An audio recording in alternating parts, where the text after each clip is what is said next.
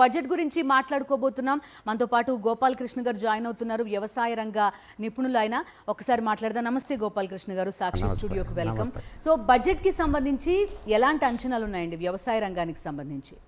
బడ్జెట్కి ముఖ్యంగా ఈ బడ్జెట్లో రైతులకి ప్రాఫిట్ వచ్చే మార్గాలు ఏంటి అనేది ఫోకస్ చేయాలి.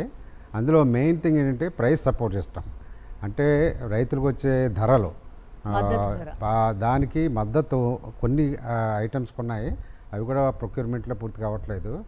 నా సజెషన్ ఏంటంటే ఒక ప్రైస్ స్టెబిలైజేషన్ బాడీ అని ఒక ఆర్గనైజేషన్ క్రియేట్ చేయాలి.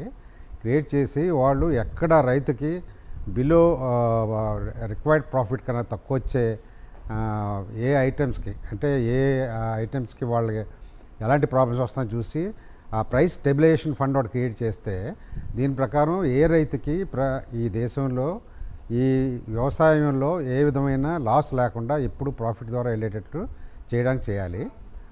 రెండవది ఇన్ఫ్రాస్ట్రక్చర్ క్రియేట్ చేయాలి. ఇన్ఫ్రాస్ట్రక్చర్ అంటే కన్జ్యూమర్స్ పే చేసే, మనమంతా పే చేసే ప్రైస్కి రైతుకు వచ్చే ప్రైస్కి చాలా తేడా ఉంది.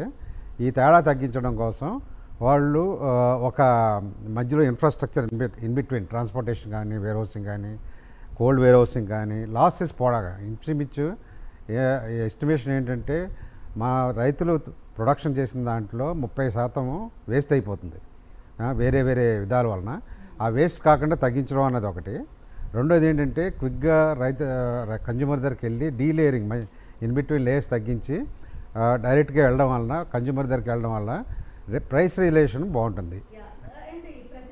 మనం వ్యవసాయానికి వినియోగదారుడికి మధ్య ఒక గ్యాప్ కనబడుతుంది. భారీ ఎత్తున ప్రొడక్షన్ ఉంటుంది. అటు మీరు ఆహార ధాన్యాల వరకు తీసుకోండి, వాణిజ్య పంటలు తీసుకోండి, ఏదైనా కూడా ప్రొడక్షన్ భారీగా ఉంటుంది. వెరాజ్ కన్స్యూమర్ దాకా అది చేరేసరికి దాని ప్రైస్ విపరీతంగా పెరిగిపోతున్న పరిస్థితులు చూస్తున్నాం.